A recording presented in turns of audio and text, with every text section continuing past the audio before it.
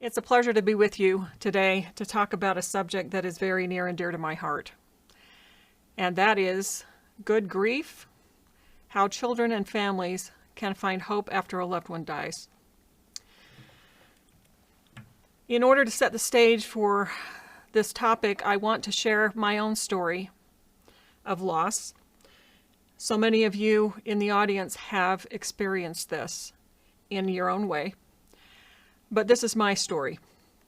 I was at home with my children on January 15th of 1996 when I received an early morning phone call. My husband had left our home around 5 a.m. and by the time the phone call came, he was dead.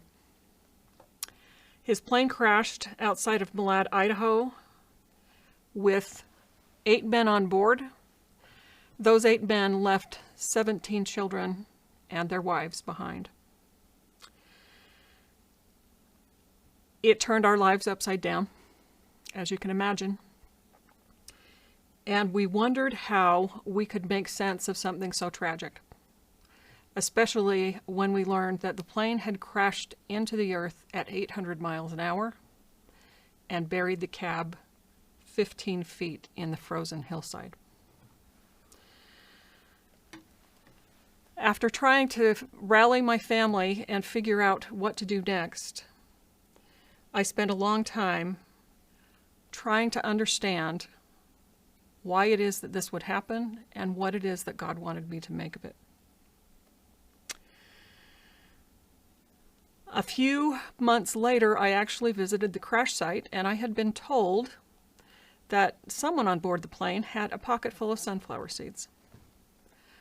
When I visited, sure enough, there were sunflowers growing in the ground where it had crashed and burned. And when I went back 10 years later, this is what I saw. I tell you that story because what we're going to talk about today is the idea that grief can become a mechanism for personal growth, eventually. But you can't short-circuit grief. The hills in the background are the hills where my husband's plane crashed, and that sunflower has come to be very symbolic to me. And I will share a little more about that with you later in the presentation. We know from the scriptures that mourning and weeping is part of what we do as a result of circumstances beyond our control and losing people that we love. But before we talk about how we can start to look at hope and healing, it's vital that we talk about how we create a safe space for that to happen. We need to discuss it. We need to discuss what happened and hold sacred the whys that our family members, and especially our children, have when something like this happens. Whether it's a plane crash, whether it's somebody who's died of cancer, whatever the situation might be, the questions always involve whys. Why did this happen to us? Why didn't God answer my or our prayers? And why doesn't the pain go away? When we discuss this, I want to encourage you to make sure that you provide a safe space to hold those questions rather than automatically trying to provide the answers, because God has his own way of answering those questions over time.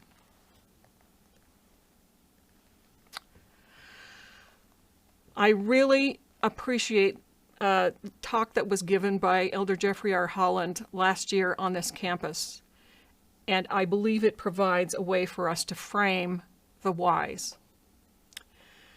God does not now, nor will he ever do to you, a destructive, malicious, unfair thing, ever. I promise you that God does not lie awake at night trying to figure out ways to disappoint us or harm us or crush our dreams or our faith. He went on to say that King Benjamin's instruction that we must learn to be submissive, meek, humble, and patient submitting to all that God seeks to inflict upon us in Mosiah 3:19 is often misunderstood. The proper definition of the word inflict, as King Benjamin uses it, according to Elder Holland, is to allow something that must be borne or suffered. Now, allowing something is a very different matter. God can and will do that if it is ultimately for our good. From a young man who has been through this process, you can't go around grief. At some point, it will haunt you or hunt you down. To come out healthy, you simply have to go through it. So as we explore what it is that happens when we lose someone, especially from a child's standpoint, I'm sure that some of the things on this list are things that you have seen in your own children and probably experienced yourself. If the death was unexpected, there are always questions about the specifics of how it happened. If the breadwinner or one of the parents is gone, there are always fears about the future, whether we're poor or are you going to die too? What will happen to us? I got all three of those questions from my children after my husband's plane went down. They were legitimate fears, and they did not know how I was going to answer, but they needed the reassurance. They also were concerned about pretending that nothing had happened. It was a large item in local media, and every TV station in Salt Lake City was broadcasting it for days. And yet, they were afraid of going back to school and being different. And that's a very real dynamic for children and teenagers. Normal reactions, and they are normal, is to have questions about why God let this happen. Or even, is there a God? Or even, why does God hate me? That last question was asked by my 12-year-old son one morning when I was making pancakes. He had been through 2 rounds of leukemia and had a bone marrow transplant by the time he was 12. And now to lose his father a year later was more than he could bear. Instead of throwing out some kind of a quick answer, which I did, I wish that I had simply said to him, I don't believe that God hates you, but I don't know right now why this happened. A lot of the other reactions you can see on that list are very common, especially that quick fix to deal with the pain that often comes in the form of self-harm, addiction, or cutting, or sexually acting out, or dropping out of school. We often see anger that's directed at the parent or the caregiver who's safe to be angry at, and that's really confusing for a lot of parents. Research shows that grieving children who don't get help can be at higher risk for developing all of the things that you see on this list. It is not uncommon, and several of the women who lost their husbands in the same plane crash have dealt with children who have now gone on and developed an addiction, suicidal ideation, a drop in school performance, depression. All of these things are those life trajectories that can take a situation that's already tragic and turn it into something even worse. As you and I both know, children have a natural capacity to have a spiritual competence within them, and even secular researchers have acknowledged this. Those who get help expressing those questions and actually having some kind of theological background to understand what the answers might be, to who am I, why am I here, and what happens when I die, have a foundation to link what they're seeing in the broader world with the idea that there is another world where that loved one has gone. Hopefully in your home, you have a lot of these beliefs already established because you have the gospel. And that is a huge advantage for people who are dealing with this, particularly when they have children and they do have some answers for the questions that their children have. Maybe some of you have heard your children talk about how the deceased loved one is watching over them, and they feel that in a lot of different ways, or that they can hear or feel the person who died in a different way than they hear or see people who are in the room with them. That belief is a huge part of being able to hold on to something solid and work toward hope in the future. So hope is all of these things. It does allow children and teens to believe that life can and will get better.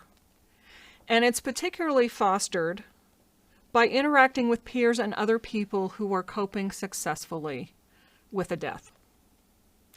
Most kids and teenagers don't know someone personally, other than their family members, who have experienced a death of a close family member. And that hope often surfaces when they meet other people who are grieving in the same way they are. Different death, different family, but those dynamics, there are so many of them that are common. And that is the power of peer group grief support. So the first key to help children and families move toward that good grief is hope in the future.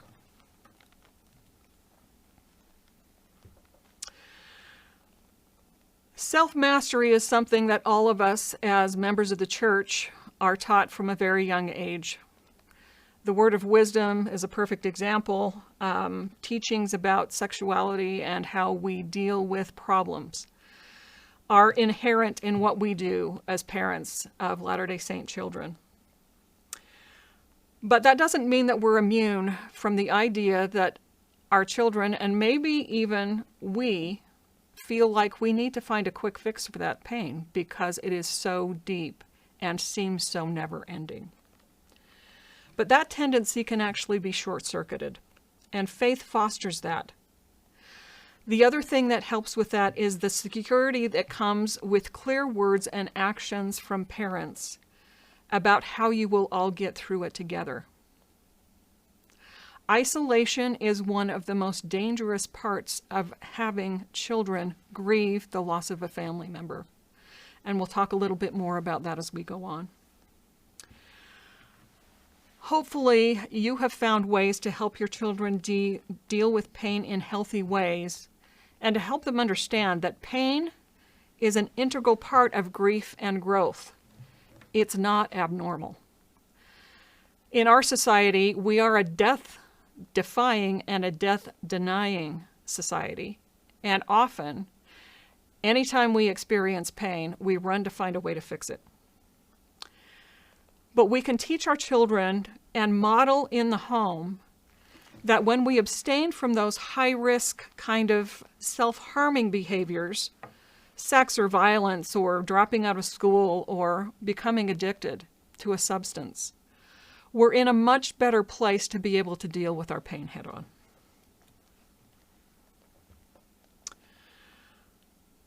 Hopefully, you have found ways to help your children understand that it's okay to say no.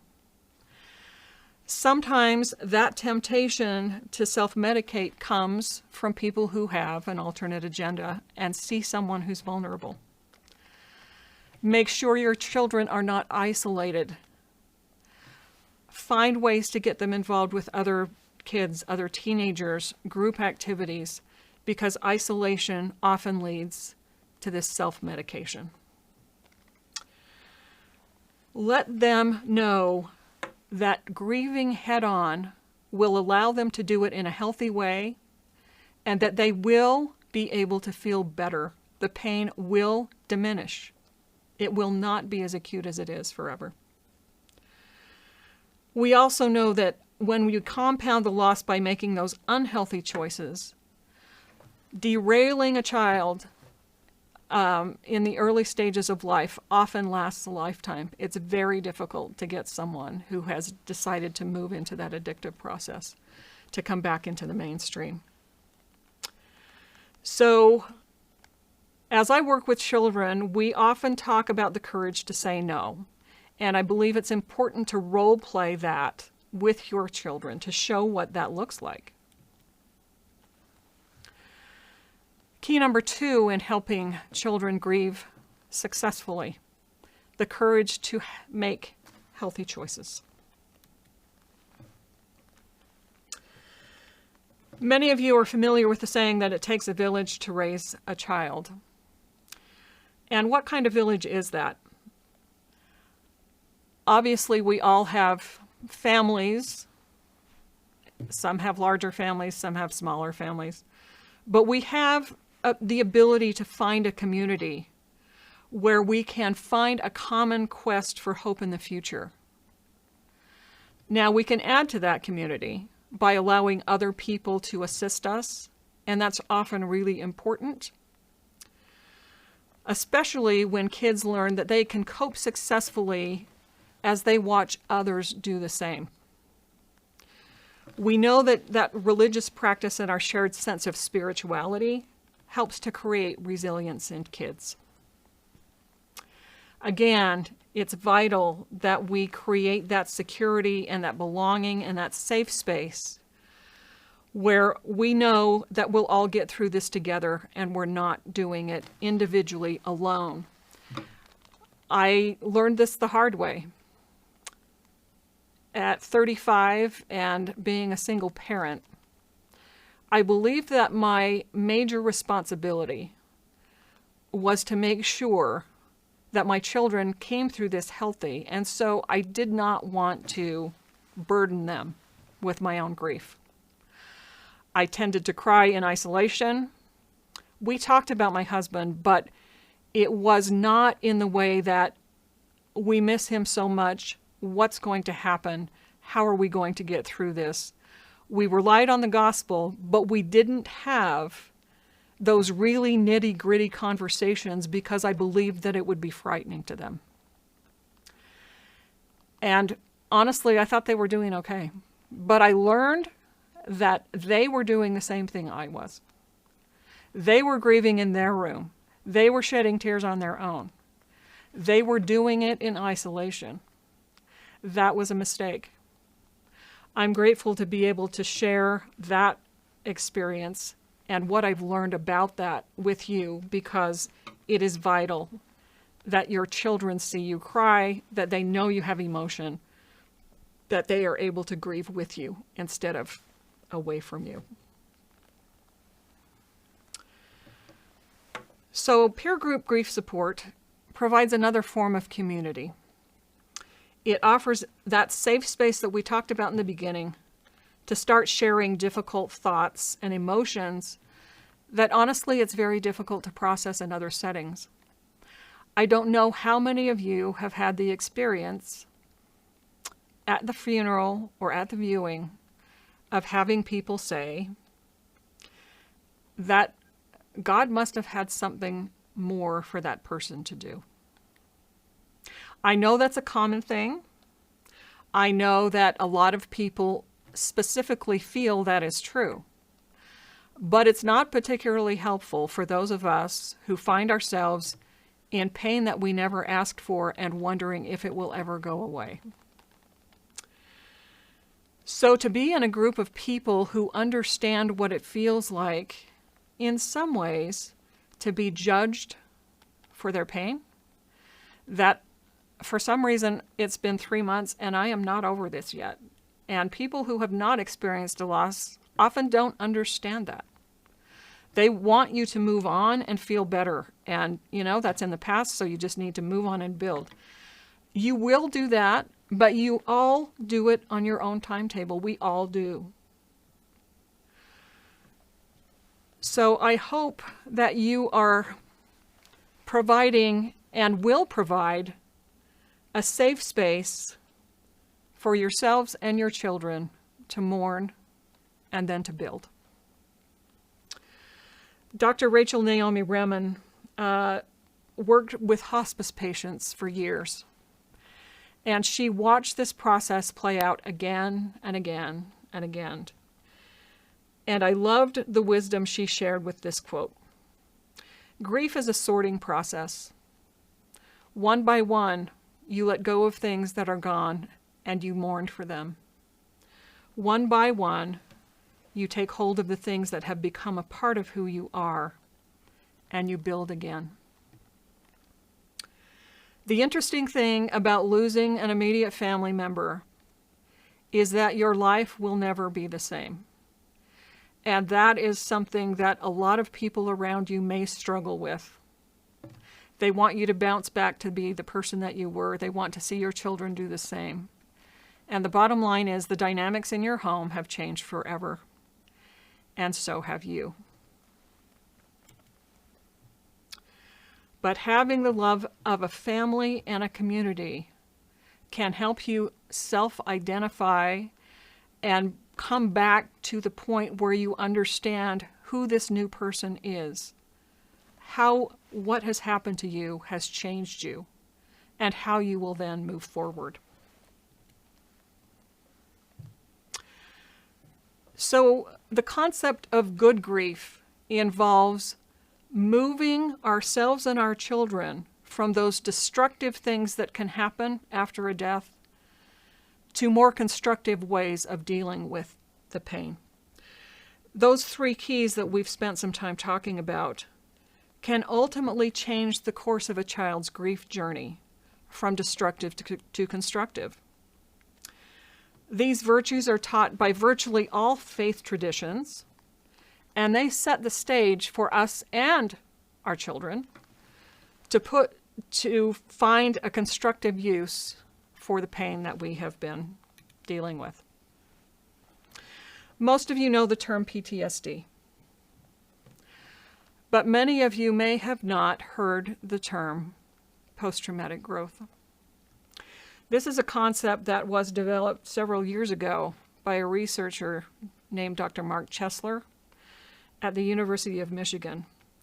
And as he was watching and interviewing and observing people who had been through a loss, whether it was traumatic or whether it was expected, but they had a person die, he defined the experience of post-traumatic growth as watching people develop positive life change as an outcome of a trauma or a life crisis. That doesn't mean any of us is glad that we had cancer or that someone died, but his observation was that people reported having experienced benefits or having made something positive out of trauma or another severe loss. Maybe you have seen this in yourself. Maybe you have seen it in your children. I hope that is the case. But often, especially when grief is fresh, that seems a long way off. I will tell you that I see it happen all the time with families that we work with at my nonprofit organization that provides peer group grief support for kids. These are some of the things we see them developing. This new and greater strength or psychological toughness and resilience, greater compassion and empathy for others who are suffering in some way, a lot more maturity than peers their age. They recognize vulnerability and struggle in a way that they did not before, and they appreciate life in a different way than they ever did because they know it can end. They have new priorities and values. Often families together become less materialistic. Material things don't mean nearly as much as maybe they did before. They also look at a heightened intimacy within their relationships because they know it's possible to lose someone at any time. Often people have greater existential or psychospiritual clarity about who they are and what their purpose is in life. And we see also a real striving to make meaning out of the loss, to make lemonade when you're handed lemons. There are several stories of people who have come to the Bradley Center, which is my nonprofit, as a way to cope with their pain, doing peer group grief support. Once they come and they see that they can share and figure out how they're going to move forward with people who are a little further on the grief journey than they are, all of a sudden, they start understanding that this can be a growing process. It doesn't have to be the end of hopes and dreams. It does have to be a change in hopes and dreams, but it doesn't have to be the end.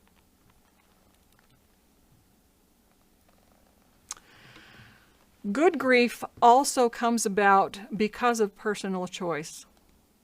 I don't know how many of you have had the experience of talking with someone who lost a loved one many years ago and never seemed to be able to get beyond it. I can't address how mental health plays into that because I know it does in many ways. But what I can say and what I do see is that we are free to choose how we will respond to any given situation in life, and that we recognize that pain doesn't cause growth in and of itself. But it does provide us with an opportunity to choose how we're going to respond and to find our own ways to grow if we make that choice. Once my husband was gone, the person that I had always depended on to be there for me and lift me up and help me move forward in life was no longer able to be my mirror and my companion. But I found that the Holy Ghost can be our constant companion. And I have experienced that. He is not called the Comforter for nothing. He truly is a comforter, and he provides the inspiration and the revelation that are vital as you move forward. For me, it was as a single parent. I could not have done it by myself. I've also learned that we can find affirmation and healing and growth through that shared suffering that I talked about, because, as the scriptures say, we are commanded to mourn with those that mourn and comfort those that stand in need of comfort, whether that's our family or another family. And as we do that, we find our way forward together. I want to emphasize that grief is extremely hard work. It takes a long time, and everyone does it differently, and there is no right or wrong way to grieve.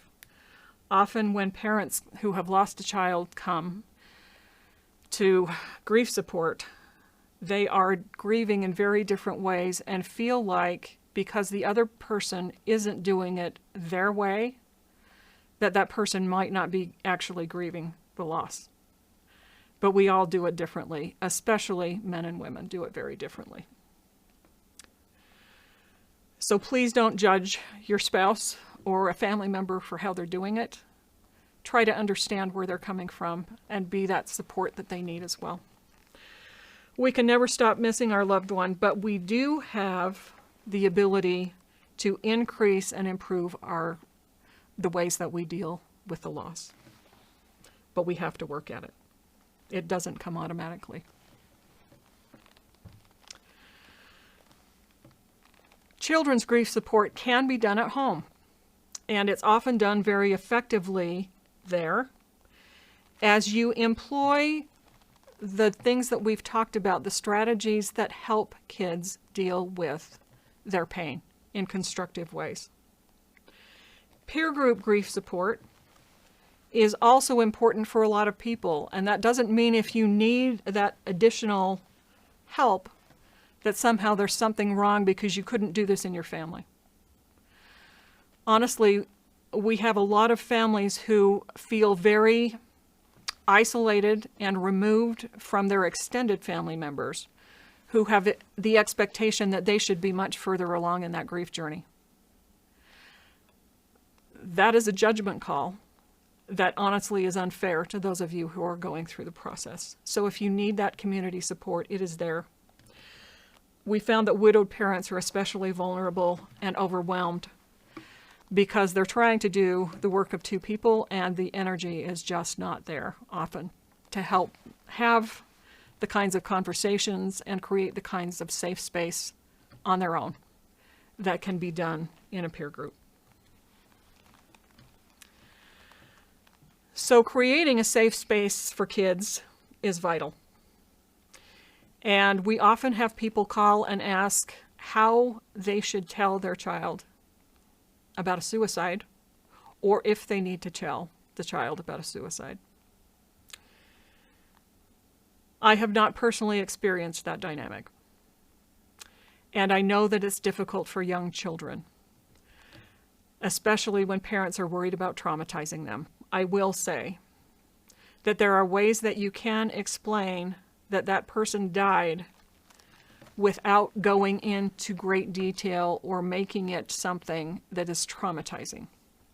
One of the ways that we deal with suicide at the Bradley Center when parents ask us that question is to have them explain to their kids that other people die because they get cancer or they have diabetes or they have heart disease. Something happens to their body, and at that point, they can't go on living anymore. With a suicide, something has happened in that person's mind. It is not right thinking. It is not something that is normal. It is not something that they are necessarily even choosing. But something has happened in that person's brain. That person's brain has become unhealthy. And that's why that person died. That tends to be very helpful for a lot of people who are panicky over how to talk to kids about a suicide. Obviously, you want to make sure that however you do it, it's age appropriate. And part of this conversation, too, needs to be the idea that you are reassuring your children that they will always be taken care of, that you have a backup plan, particularly if you are a single parent. My 7-year-old daughter sat on the steps of our home near the front door for 6 months, waiting for her father to come back. Kids that age believe in magical thinking. They see people die in cartoons and they come alive again. And she was absolutely certain that he was going to come home.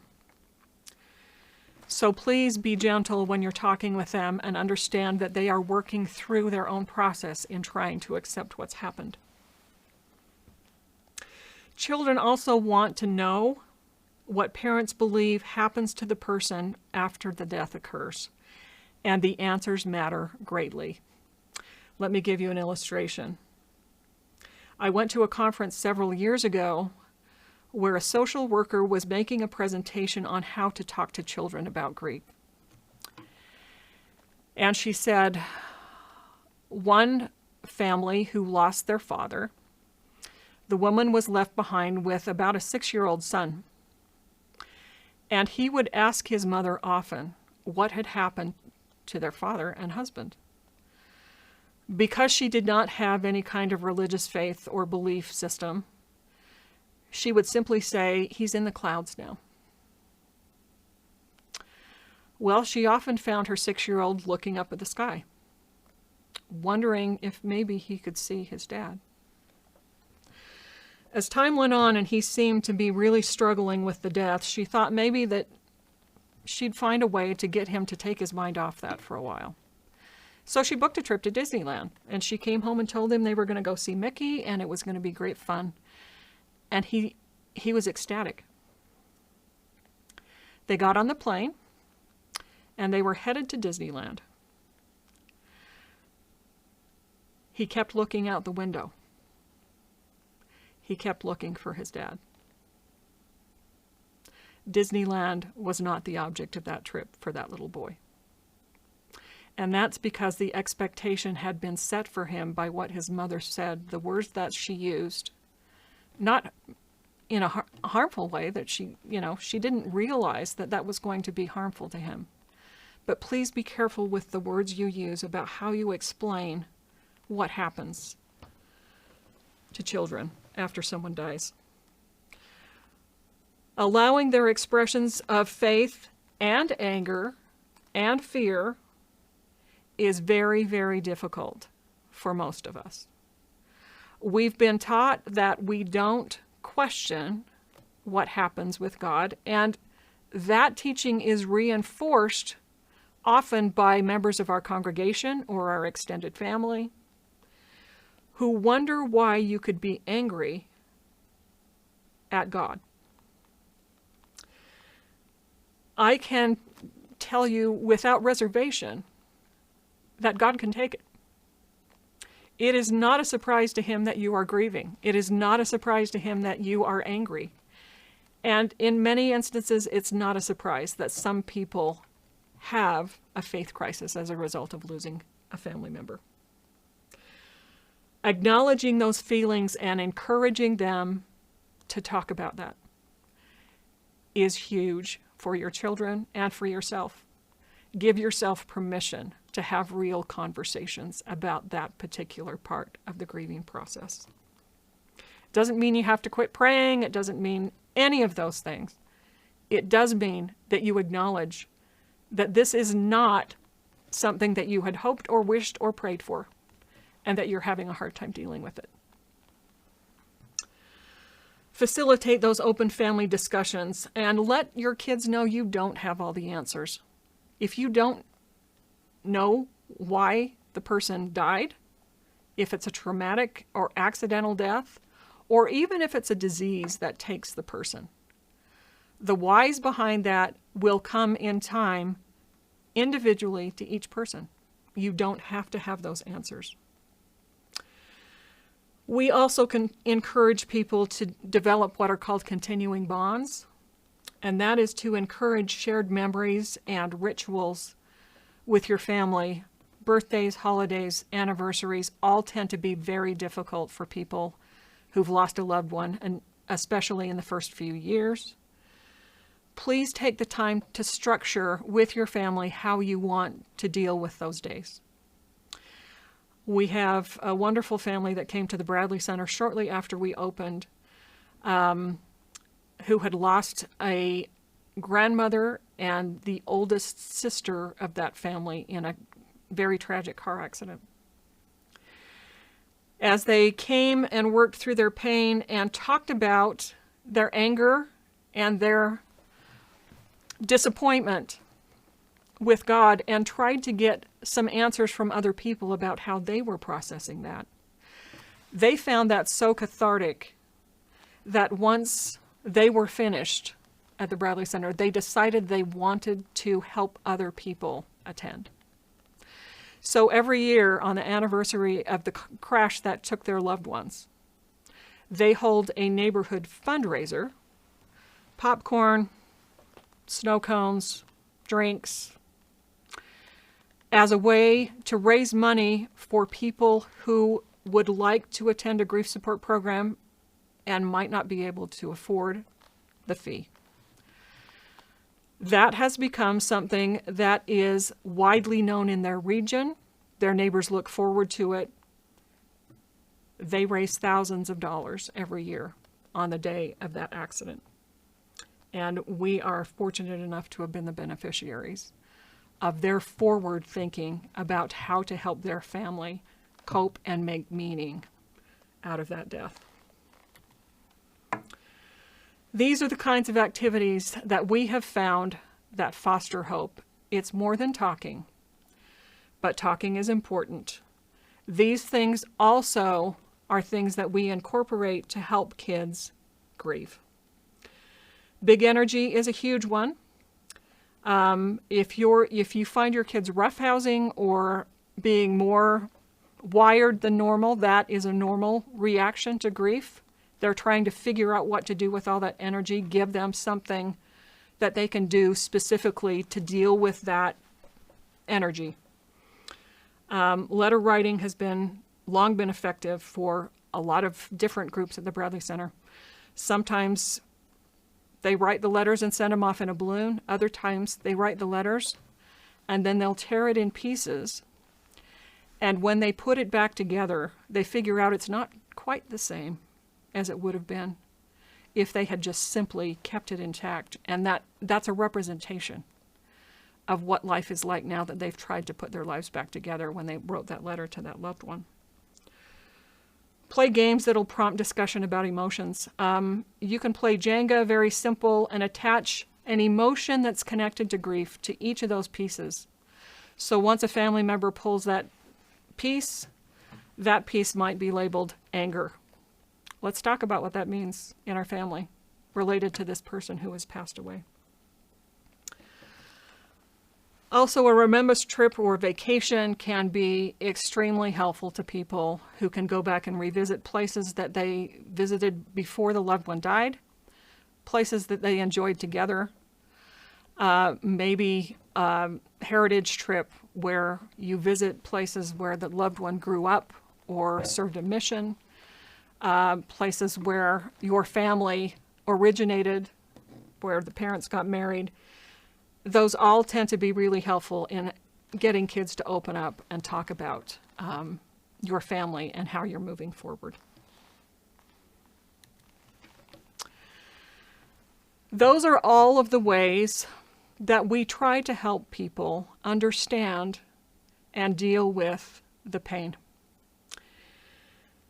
And for many families who come to the Bradley Center, they need to include faith as a part of their faith journey. I'd like to ask you how you believe God will shape your life after loss. I know that He has shaped mine. He has shaped those of my children as we have tried to find ways to make meaning out of the pain that we've experienced. He has been there.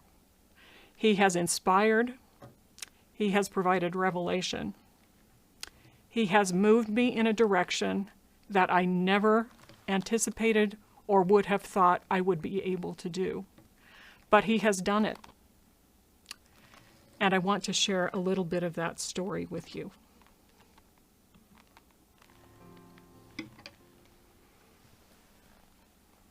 We started the Bradley Center because after losing my husband in a plane crash in 1996, I was able to meet with a group of women who lost their husbands in the same accident. And it was a wonderful support system. It was informal, but we knew that we understood each other probably better than anybody else could understand us at that point in time. And I also wanted to incorporate faith into the process of going through grieving. Children are very different in the grieving process than adults. They have the ability to work out how they feel through play. Kids that are a little older obviously have a better ability to express themselves, but still a little uncomfortable with trying to tell other people how they feel. And so they tend to do more with artwork, structured kinds of projects, and things that allow them to be creative or get out what we call big energy. One of the things that we talk about often at the Bradley Center is what we call the metaphor of the sunflower. When my husband was killed in a plane crash in 1996, there was on board the plane a man who had a pocket full of sunflower seeds. No one knew that at the time, and when the plane crashed, it left a huge, black, ugly spot on the earth that was covered with wreckage. It burned. It was black and ugly and dark. Several months later, I visited the crash site. And in the place of that black, ugly spot, there were sunflowers growing all over the hillside where that plane had crashed. And I thought to myself as I looked at that, there is something positive and good that can come out of very dramatic, ugly tragedy. And that's what we hope happens with people at the Bradley Center. What we want them to do when they come to the Bradley Center is plant a seed and we make it analogous to the sunflower seed. They water it with tears. They plant it in faith. As they come to the center, they fertilize it by listening to the stories other people have. And we hope by the time they leave, they find something that can be good. To me, I just feel the spirit. It's a peaceful place, it's a sacred place, it's a safe place, it's a fun place. It's a lot of different words, but Haven really describes it the best. One word, hope. It'd be a hyphenated word. Divinely inspired. We are about healing and about hope and the opportunity to use something tragic and turn it into a triumph. And that's really ultimately the message of the Bradley Center.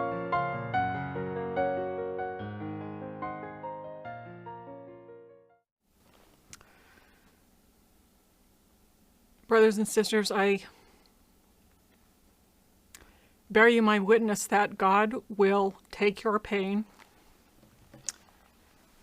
and use it in ways to reach out and bless other people that you cannot currently anticipate, if you will make the choice to allow that to happen.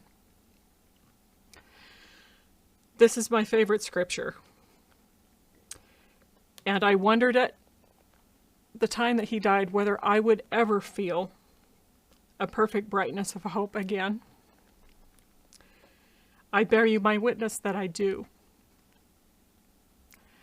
That my faith in Jesus Christ and his atonement and what it covers and how it moves us forward in life if we choose to allow it has grown immensely. I have been led, I have been directed. God can make so much more out of our lives than we can if we will simply allow that to happen. I bear you that witness in the name of Jesus Christ. Amen.